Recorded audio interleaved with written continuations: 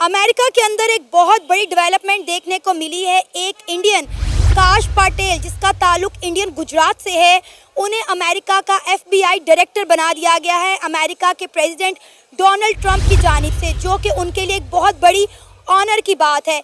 काश पटेल कौन है? काश पटेल वही हैं जिन्होंने एक पॉडकास्ट के अंदर कहा था कि FBI का दफ्तर जो कि वाशिंगटन DC के अंदर है उसे म्यूजियम बना देना चाहिए। इसी के साथ साथ उन्हें डोनाल्ड ट्रंप को और FBI को तनकीद करते हुए गवर्नमेंट गैंगस्टर के नाम से एक किताब भी शाया की थी। आज की सबसे बड़ी अमेरिका के अंदर जो बड़ी खबर है वो तो है काश पटेल की, जो कि FBI डायरेक्टर बन गए हैं।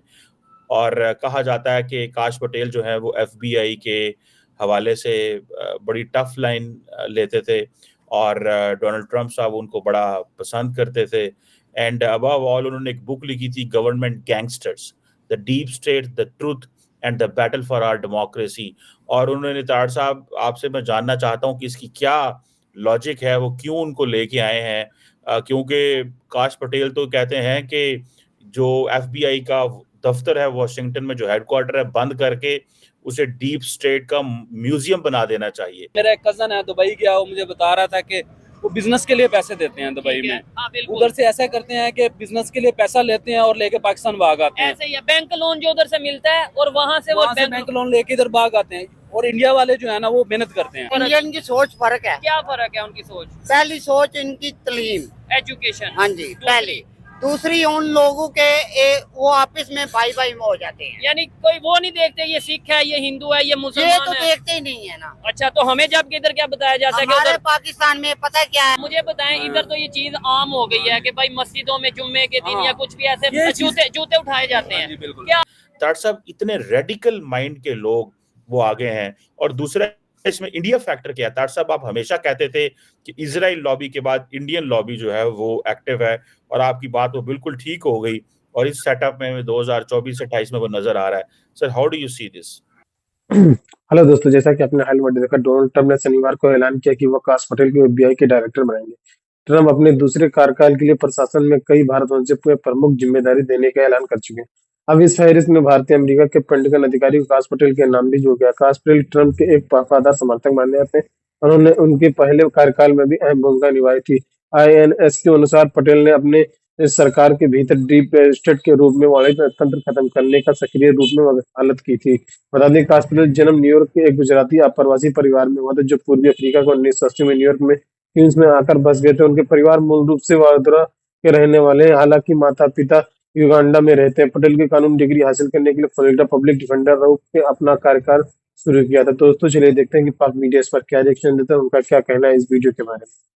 चीमा साहब, पहले मैं काश्यप प्रमोद विनोद पटेल उनका पूरा नाम है, इसके बारे में पहले मैं बताना चाहूंगा। 44 साल एज है उनकी। न्यूयॉर्क में पैदा हुए इमिग्रेंट पेरेंट्स के घर, गुजरात। मैं गुजरात में बात करना चाहूंगा बाद में। पेस यूनिवर्सिटी को, इतनी लंबी चौड़ी यूनिवर्सिटी ने 19वीं सेंचुरी में शुरू में बनी, वहां से उन्होंने JD की, डॉक्टर ऑफ जूरिस्ट। फिर वो certificate in international law university college London से जाकर उन्होंने एक सर्टिफिकेट लिया। फिर उसके बाद जो दूसरी चीजें हैं मैं जो देखना चाहूंगा कि उन्होंने 40 साल की एज में डोनाल्ड ट्रंप साहब के कैंप को ज्वाइन किया था। और फिर उसके बाद इतने लॉयलिस्ट बने डोनाल्ड ट्रंप साहब के। वो पहले तो वो उन्होंने रैंक अपना, जब उन्होंने शुरू में ज्वाइन किया था चीमा साहब, वो उन्होंने डिपार्टमेंट ऑफ डिफेंस के वो रह चुके हैं चीफ ऑफ स्टाफ भी पिछले दौर में। और उसके बाद जो FBI की अपॉइंटमेंट से पहले डोनाल्ड ट्रंप साहब उनको CIA का हेड बनाना चाहते थे। लेकिन according to the Atlantic news, Gina Haspel जो वहां पे उस वक्त CIA के हेड थे, उन्होंने थ्रेट किया था कि मैं रिजाइन कर दूंगा अगर if you are planning to bring him up. इन्होंने नेशनल सिक्योरिटी काउंसिल में एंटी टेररिज्म भी सर्व किया और उसके बाद चीफ ऑफ स्टाफ बने डिपार्टमेंट ऑफ डिफेंस के। चीमा साहब, जो उनकी अचीवमेंट, ही इज वेरी, सबसे पहले तो उन्होंने इतनी तरक्की किस तरह की? सबसे पहले तो हार्ड लाइनर है, खुद लॉयलिस्ट हैं। और इन्होंने ना सिर्फ स्टैंड लिया था कि जब डोनाल्ड ट्रंप साहब पे एलिगेशन थी कि 2016 में रशियन इलेक्शन जो है उसको इंटरफेयर किया गया रशिया की तरफ से with the consent of Donald Trump, एक तो उसके खिलाफ। फिर उसके बाद जनवरी 6 के बारे में जो एलिगेशन थी डोनाल्ड ट्रंप साहब के लिए, उसमें भी पेश रहे। और इन्होंने कोलोराडो की एक कोर्ट के अंदर टेस्टिफाई भी किया कि डोनाल्ड ट्रंप साहब ने 10,000 से 20,000 सोल्जर्स को वहां पे बुलाया था लेकिन वो नहीं आए, या जिस तरह फिर डीसी के मेयर ने सुपरसीड किया, या उसको उस वक्त ये भी कहा जाता था कि नैन्सी पेलोसी ने भी इंटरफेयर किया कि कोई जरूरत नहीं है तो फिर वो ना आए। लेकिन बाद में कोलोराडो की जो थी कोर्ट, उन्होंने कहा कि he is not fit to be a witness there, लेकिन ही इज लॉयलिस्ट। और आपने बिल्कुल ठीक फरमाया है कि उन्होंने कहा है कि मैं आते ही एफबीआई के जो जितने एजेंट हैं उनको मर्डरर और क्रिमिनल्स के पीछे लगाऊंगा कि जाके उनको देखें, बजाय डीप स्टेट को प्रमोट करें, और बजाय आप बराक हुसैन ओबामा के एजेंडे को प्रमोट करें। बराक हुसैन, अब मैं बताना चाहूंगा कि ना सिर्फ पटेल साहब, इस वक्त कैबिनेट की हर अपॉइंटमेंट के पीछे ये है कि he has to be loyalist with Donald Trump. उसकी वजह क्या है? दो वजह। सबसे बड़ी वजह यह है कि पिछले 12 साल में Biden administration was extension of Barack Hussein Obama policies. 12 साल के अंदर हर डिपार्टमेंट के अंदर लोगों को मेरिट की बजाय 3 चीजों की बेसिस पे प्रमोट किया गया है, उनको इनके अंदर उनको फिट किया गया। 3 चीजें क्या थी? They have to be activist, socialist activist, या फिर अफ्रीकन अमेरिकन हो, या फिर गे और लेस्बियन हो। इन 3 चीजों के मद्देनजर रख के मेरिट की धज्जियां उड़ाई। और दूसरी सबसे बड़ी वजह यह है कि सारे काम की सफाई करने के लिए डोनाल्ड ट्रंप साहब के पास सिर्फ 4 साल। तीसरी वजह मैं बताना चाहता हूं कि डोनाल्ड ट्रंप साहब ने कई सबक सीख लिए, आते ही सीख लिए थे। 2016 में उनके पहले महीने के अंदर ही व्हाइट हाउस लीक होना शुरू हो गया था। उनकी 2 फोन कॉलें, एक call to president of Mexico और एक call prime minister of Australia, leak करके, जिनको लीक करने वाले ब्यूरोक्रेट थे, जिनको लीक करने वाले रिपब्लिकन एस्टैब्लिशमेंट का हिस्सा थे। और ये चीजें वॉशिंगटन पोस्ट की जीनत बनी थी पहले महीने के अंदर। इस वक्त डोनाल्ड ट्रंप साहब कहते एक सुराख से मोमन 2 दफा नहीं डसा जाता। तो एक वजह ये है। अब इस दफा डोनाल्ड ट्रंप साहब की कैबिनेट के अंदर एवरेज लोग नहीं है, लॉयलिस्ट, दोज आर टेस्टेड, जो कि टेस्ट किए जा चुके हैं, वो आ रहे हैं।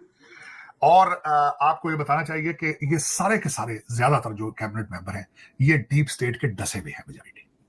मेजॉरिटी एफबीआई खुल के आती रही है कैश पटेल के पीछे भी। मैं जो बात बताना चाहूंगा चीमा साहब, ना सिर्फ इनको आइस हॉकी का शौक है, जो कि एक बिल्कुल फार राइट के लोगों का शुगल है, व्हाइट लोगों का। कैश पटेल हॉकी, जो आइस हॉकी है उसका शौक है। किताबें लिख चुके हैं डोनाल्ड ट्रंप का साहब के हक में, जिसका एक का तो आपने जिक्र किया है कि डीप स्टेट है जिसका, दूसरा ये बच्चों की किताबें, चिल्ड्रन भी लिखते रहे हैं, जिनमें खासकर इनकी बुक थी लॉ एंड ट्रंप, और फिर उसके बाद प्लॉट अगेंस्ट द ट्रंप। फिर एक तीसरी किताब थी बच्चों की जिसका नाम है किंग डोनाल्ड, और उनमें इन्होंने डोनाल्ड ट्रंप को हीरो दिखाते रहे हैं। मुसलसल कंजर्वेटिव पॉडकास्ट जो कि बैनन, टिम पूल और बेनी जॉनसन, इनकी ये मुसलसल आते रहे हैं। खासकर एक ग्रुप था, जब डोनाल्ड ट्रंप साहब को न्यूयॉर्क लाया जाता था अदालतों में पेश करने के लिए, तो एक छोटा सा ग्रुप था जो बाहर जो साथ आता था डोनाल्ड ट्रंप साहब के, उसका हिस्सा रहे हैं। और वहां पे मुसलसल जो बाहर आते थे वो इन अदालतों को कहते रहे कैश पटेल के अनकॉन्स्टिट्यूशनल सर्कस। तो चीमा साहब, इसमें काश पटेल साहब आएंगे, उसी सिस्टम की सफाई करेंगे जिसको विवेक रामास्वामी और जिसको हमारे इलॉन मस्क जो है सुपरवाइज करेंगे, और टेस्ट करेंगे गवर्नमेंट की एफिशिएंसी विद आर्टिफिशियल इंटेलिजेंस। अब इस सिस्टम को अगर ना ब्रेक किया गया तो अब या अमेरिका कोलैप्स कर जाएगा, या फिर यहां से रिपब्लिकन पार्टी का नाम और निशान खत्म हो जाएगा। जो बाबा बाइडेन साहब ने ट्राइयां करते रहे हैं, हम रिपब्लिकन्स को, कंजर्वेटिव्स को होम ग्रोन टेररिस्ट कहते रहे हैं। मैं खुद 2 दफा मुझे एफबीआई ने हरास किया था, being a Republican, being a conservative. अब मेरे जैसा बंदा जो कि कहीं बाहर से आया है, जो कोई भी इलीगल काम करने से पहले 2 दफा सोचता है, डरता है, अगर मैं इस चीज का विक्टिम हो चुका हूं, तो एवरेज अमेरिकन की हालत, जो कंजर्वेटिव है, उनकी हालत क्या होगी। यहाँ पे मैं मजीद बातें, एक बात आपको बताना चाहूंगा, मुझे खुद कई नई नई चीजें पता चल रही हैं चीमा साहब, कि 2016 के अंदर भी डोनाल्ड ट्रंप साहब ने, एक तो उस वक्त के डीप स्टेट ने या सिस्टम ने और रिपब्लिकन एस्टेब्लिशमेंट की सपोर्ट ना होने की वजह से जो 4000 जॉबें क्रिएट की होती हैं हर प्रेसिडेंट जब चेंज करता है, जो 4000 लोग उसके मैंडेट को इन्फोर्स करते हैं, डोनाल्ड ट्रंप साहब को वो 4000 अपॉइंटमेंटें नहीं करने दी गई थी। या उनको सेनेट रोक लेता था, या रिपब्लिकन एस्टेब्लिशमेंट इनके खिलाफ खड़ी हो जाती थी। इस दफा डोनाल्ड ट्रंप साहब अपने चांसेस नहीं लेंगे। डोनाल्ड ट्रंप साहब ने, बल्कि इस वक्त भी अगर देखा जाए तो Donald Trump is running the country. Trudeau साहब कल जो है उन्होंने कल आके माफी मांग ली अपनी, कि क्योंकि डोनाल्ड ट्रंप साहब ने थ्रेट की थी टैरिफ बढ़ाने की। कल वो मारा-लागो आके अपनी मीटिंग कर गए। जो इस वक्त प्रेसिडेंट है मैक्सिको की, उन्होंने भी कॉल कर ली है कि हम आपके साथ बॉर्डर को कंट्रोल करेंगे, हम इलीगल्स को नहीं आने देंगे। कभी हम कहते हैं जी यूएई ने वीजे बंद कर दिए, कभी हम कहते हैं सऊदी अरेबिया ने, कभी हम कहते हैं यूरोप हमें नहीं बुला रहा पाकिस्तानियों को। लेकिन दूसरी साइड पे हमें आए दिन ये खबर आती है, अभी आज की खबर है, इंडियन ओरिजिन अमेरिका में एफबीआई का चीफ बन गया है। कुछ उससे कहते हैं कश्यप पटेल, कुछ कहते हैं आकाश पटेल, देखने वाले एग्जैक्ट नाम बताते हैं। क्या समझते हैं, कभी वो एफबीआई का चीफ, कभी हम देखते हैं वो प्रेसिडेंट तक जा, वाइस प्रेसिडेंट या इस तरीके से इंडियन ओरिजिन होता है, कभी प्राइम मिनिस्टर यूके का इंडियन ओरिजिन होता है। क्या वजह है, हमें वीजा नहीं मिल रहा और उन्हें बड़ी बड़ी पोस्टें मिल रही हैं? बेसिकली ना वजह ये है कि हम जो लोग हैं ना, हमारी ईमानदारी का भी कोई इशू है। अच्छा। हम जिस भी मुल्क में जाते हैं ना, ईमानदारी पे कम्प्रोमाइज कर लेते हैं। लेट्स सपोज देखा जाए तो पाकिस्तानी नौजवान अगर दुबई में जाएं, तो मेरा एक कजन है दुबई गया, वो मुझे बता रहा था कि वो बिजनेस के लिए पैसे देते हैं दुबई में। हाँ, बिल्कुल। उधर से ऐसा करते हैं कि बिजनेस के लिए पैसा लेते हैं और लेकर पाकिस्तान में आ गए। ऐसे ही है, बैंक लोन भी उधर से मिलता है और वहाँ से और लेके इधर दुआ करते हैं, और इंडिया वाले जो है ना वो मेहनत करते हैं। ठीक है। जबकि हमें ये बताया जाता है, आपने कहा ईमानदारी की कमी है। हम कहते हैं ईमान वाले तो हम हैं, मुसलमान हम हैं, ईमान हम में ज्यादा, तो ईमानदारी बेसिकली ना अब ना हम मुसलमानों में नाम का ही रह गया है। मैं पिछले दिनों मेरे मामू जी का जनाजा था, मैं उधर गया, ठीक है। तो भाई ने कंधा दिया उस जनाजे को, अच्छा। तो किसी ने कंधा दे के साथ मोबाइल निकाल लिया। ओए, ओए, ओए, कैसा अमान है। तो फिर आप लोग कहते हैं कि इंडिया को आप लोग वीजा, इधर मतलब लोग Respect जनाज मिल रही है उन्हें। रिस्पेक्ट मिल रही है, इधर लोग जनाजों को नहीं छोड़े, तो फिर बाहर वाले कंट्रीज में हमें क्यों मैयत पे, यानी जनाजे पे, मैयत पे जेब काट ली गई, चोरी कर ली गई, इतना वो कंधा दे के हाँ। मेरे मामू सेशन जज रिटायर थे माशाल्लाह, उन्होंने बहुत खिदमत पेश किया पाकिस्तान के लिए। ठीक है। चौधरी मोहम्मद यूसुफ औजला। अच्छा, मुझे बताएं, इधर तो ये चीज आम हो गई है कि भाई मस्जिदों में जुम्मे के दिन हाँ। या कुछ भी ऐसे ये जूते उठाए जाते हाँ हैं। जी, बिल्कुल। क्या आपको लगता है, या देखने वाले बताते हैं जो हिंदुओं के मंदिर हैं या दूसरे कम्युनिटी है, खासतौर पे हिंदुओं के मंदिर की, क्या उधर भी बाहर से जूते उठा लिए जाते नहीं होंगे? उधर, इसलिए उधर ना इतना ज्यादा नहीं है, लेकिन अच्छा। पाकिस्तान में ये बहुत ज्यादा हो गया है, बेकारी बहुत ज्यादा हो गया है। आप ये कहीं चीज़- कहीं जाके देख लें, ठीक है। पाकिस्तान को बेकारी कहा जाता है अब तो। ठीक है। अब ये देखें कि मैंने आज रिपोर्ट पढ़ी थी कि 35 अरब रुपया बेकारी साल का कमा रहे हैं पाकिस्तान में मांग के, क्या बात 2 है। करोड़ बंदा मांग रहा है। इस वजह से भी ना, वो इनके बेकारी होने की वजह से भी, और ये जो बेईमानी करते हैं, ठीक है। इस वजह से भी इनको ना अच्छी पोस्टें नहीं उधर मिलती। अगर कोई रुतबा नहीं- पाकिस्तान को बेकारी कहता है, वो किसको बेकारी कह रहा है? वो मुझे और आपको कह रहा है। हाँ, पाकिस्तान लेकिन- मैं हूँ, पाकिस्तान मतलब ये बिल्डिंग या कोई मतलब रोड का नाम पाकिस्तान नहीं, ये मेरा और आपका नाम है। यही तो कह रहा हूँ कि इस कौम को समझना चाहिए ना ये चीज़ है। कि अपना मयार बनाया। नहीं, उन्होंने कैसे मेयार बना लिया, क्या वजह है? आपको मैंने पहले बताया, यूट्यूब यानी दुनिया का एक बहुत बड़ा सोशल मीडिया प्लेटफॉर्म है यूट्यूब, उसका सीईओ इंडियन,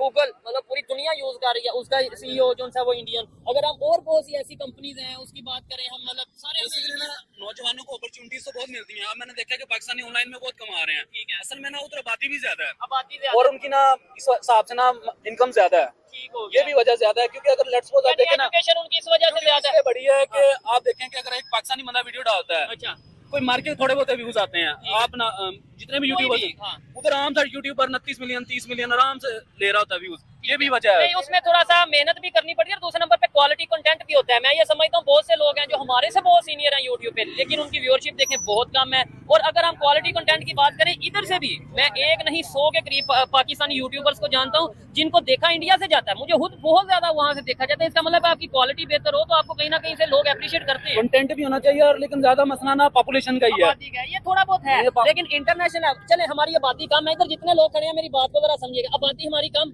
हमें चले हम किसी बड़ी पोस्ट पे नहीं जा सकते जी, सीईओ हम नहीं बन सकते गूगल के, यूट्यूब के सीईओ नहीं, या अमेरिका के वाइस प्रेसिडेंट या एफबीआई के चीफ नहीं बन सकते जी, आबादी कम है।